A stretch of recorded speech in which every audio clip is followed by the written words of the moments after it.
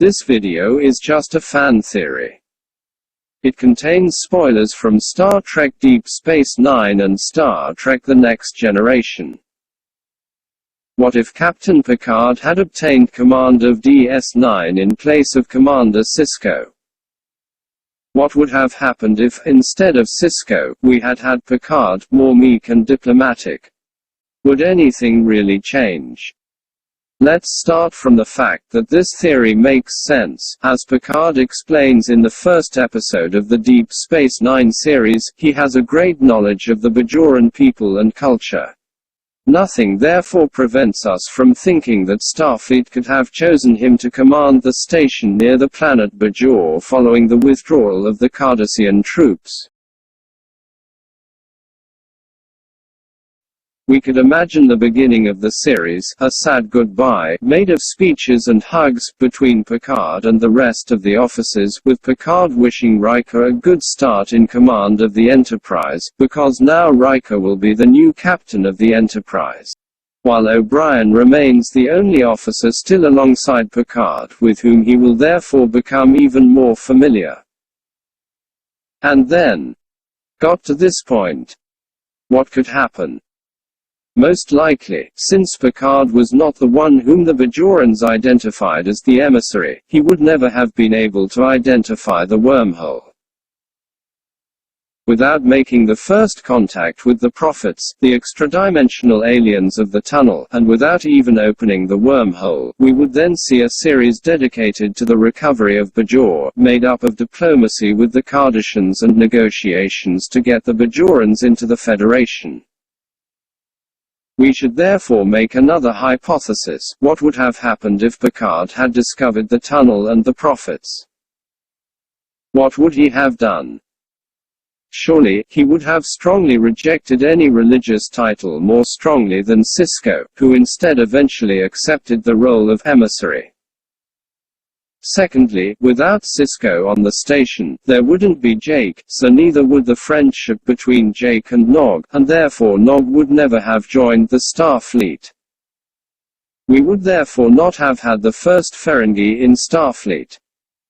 It would be interesting and amusing to think of Picard's reaction when Q visits the station. It is a very entertaining episode of the series, as it analyzes the reactions to Q's behavior by a crew that had never seen him before.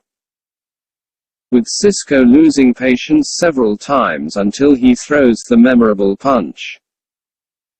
Picard instead, knowing Q, he probably would have behaved in the usual way, trying to make him reason with some moralistic speech. He would also feel persecuted by the entity. Picard would also have listened to Q almost immediately when he told him that the tremors in the station were not due to him but to the shady business of Quark and Vash. The meeting with Vash, Picard's old flame, would have left room for a reopening of the relationship or for an interesting confrontation between the two. Finally, Q might have taken advantage of the opportunity by ending the famous trial of humanity, started in the very first episode of The Next Generation, but perhaps in a different way than what's seen in the last episode of The Next Generation, that is, all good things. Now, I want to propose a little reflection about Vash. According to her, she had been in the Gamma Quadrant for about 2 years, but then, why didn't she told anything about the Dominion? Was she afraid of something? We don't have any canonical explanation yet.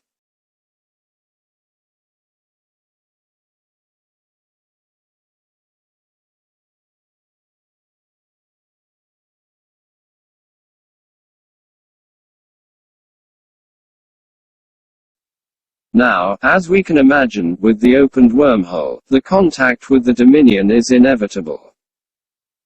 The question is, what would have been the relation between Picard and the Dominion? What would he have done after the contact with the Dominion?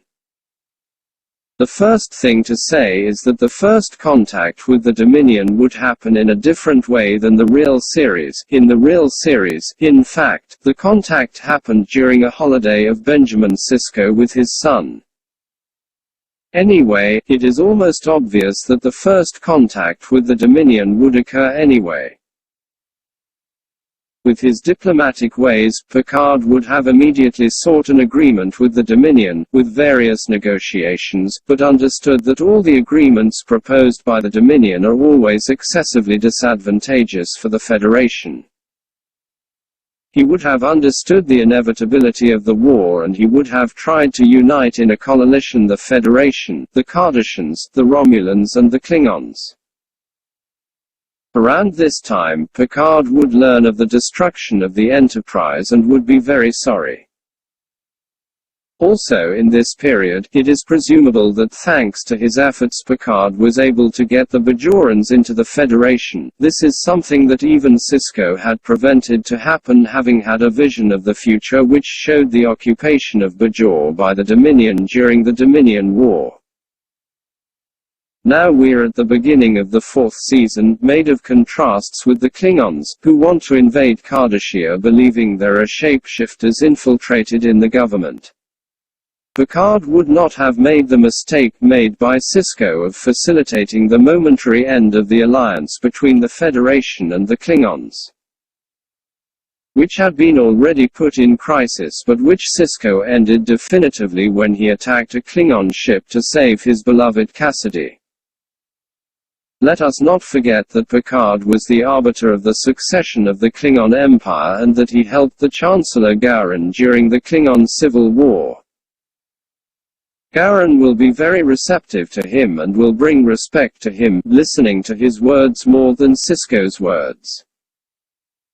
We would then have a moving return of Worf, whom Picard would obviously call to his side to deal with the crisis, exactly as Sisko did.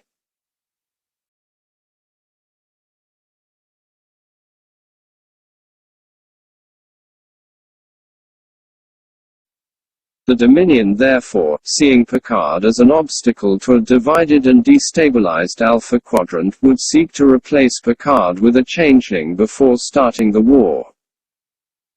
Which he probably could do, as he did with Bashir in the real show. Meanwhile, it is plausible that Cardassia, led by Gul Dukat, would have joined the Dominion. In fact, Gul Dukat would remain the same ambitious and egomaniac person we always saw in Star Trek: Deep Space Nine. At this point, however, the series would come to an end. In fact, if it is true that some things are not difficult to imagine and would be similar, others would be unpredictable precisely due to the butterfly effect. We don't know if Picard will be free, nor if the Federation will win the war without the help of Sisko. But there is another option, which is a little more disturbing. Riker would be in command of the Enterprise E and he will have to face the new Borg attack we saw in Star Trek: First Contact. He will have to travel back in time in order to prevent the Borg from assimilating the Earth, with dubious results, because that time Picard's presence was essential. Maybe all humans would be assimilated by the Borg in 2063, and the Federation would cease to exist. But let it be clear, this is just a theory. What do you personally think? Do you agree with me? What do you think about Picard commanding Deep Space Nine? Let me know in the comments below. If you liked the video, please subscribe and share the video. We will see at the next video.